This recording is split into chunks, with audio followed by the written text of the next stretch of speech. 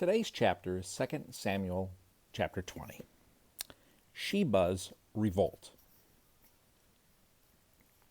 Now, a wicked man, a Benjamite named Sheba, son of Bichri, happened to be there. He blew the ram's horn and shouted, "We have no portion in David, no inheritance in Jesse's son. Each man to his tent, Israel." So all the men of Israel deserted David and followed Sheba, son of Bichri. But the men of Judah from the Jordan all the way to Jerusalem remained loyal to their king. When David came to his palace in Jerusalem, he took the 10 concubines he had left to take care of the palace and placed them under guard. He provided for them, but he was not intimate with them. They were confined until the day of their death, living as widows. The king said to Amasa, "Summon the men of Judah to me within 3 days, and be here yourself." Amasa went to summon Judah, but he took longer than the time allotted him, so David said to Abishai, "Sheba, son of Bichri, will do more harm to us than Absalom. Take your lord's soldiers and pursue him, or he will find fortified cities and elude us."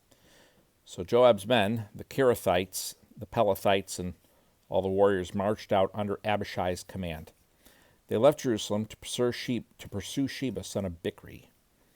They were at the great stone in Gibeon when Amasa joined them. Joab was wearing his uniform, and over it was a belt around his waist with a sword in its sheath. As he approached, the sword fell out. Joab asked Amasa, "Are you well, my brother?" Then with his right hand, Joab grabbed Amasa by the beard to kiss him. Amasa was not on guard against the sword in Joab's hand, and Joab stabbed him in the stomach with it and spilled his intestines out on the ground. Joab did not stab him again, and Amasa died. Joab and his brother Abishai pursued Sheba, son of Bichri. One of Joab's young men had stood over Amasa, saying, "Whoever favors Joab and whoever is for David, follow Joab." Now Amasa had been writhing in his blood in the middle of the highway, and the man had seen that all the troops stopped. So he moved Amasa from the highway to the field, and threw a garment over him, because he realized that all those who encountered Amasa were stopping. When he was removed from the highway, all the men passed by and followed Joab to pursue Sheba, son of Bichri. Sheba passed through all the tribes of Israel to Abel of Beth Maacah.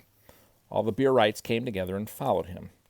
Joab's troops came and besieged Sheba and Abel of Beth Maacah. They built a siege ramp against the outer wall of the city. While all the troops with Joab were battering the wall to make it collapse, a wise woman called out from the city, "Listen, listen, please tell Joab to come here and let me speak with him." When he had come to her, the woman asked, "Are you Joab?" "I am," he replied. "Listen to the words of your servant," he said to him. He answered, "I'm listening." She said in the past they used to say, "Seek counsel in Abel," and that's how they settled disputes. I'm one of the peaceful and faithful in Israel, but you're trying to destroy a city that is like a mother in Israel. Why would you devour the Lord's inheritance?" Joab protested, "Never. I would never devour or demolish. That is not the case. There is a man named Sheba, son of Bichri, from the hill country of Ephraim, who has rebelled against King David. Deliver this one man, and I will withdraw from the city." The woman replied to Joab, "Watch. His head will be thrown over the wall to you." The woman went to all the people with her wise counsel. They cut off the head of Sheba, son of Bichri, and threw it to Joab. So he blew the ram's horn, and they dispersed from the city, each to his own tent. Joab returned to the king in Jerusalem. Joab commanded the whole army of Israel. Benaiah, son of Jehoiada, was over the Kerethites and Pelethites. Adoram was over forced labor. Jehoshaphat, son of Ahilud, was court historian. Sheva was court secretary. Zadok and Abiathar were priest, and in addition, Ira the Jerarite was David's priest. And that is 2 Samuel chapter 20. We're getting close to the end of this book. We should be done with it within a week.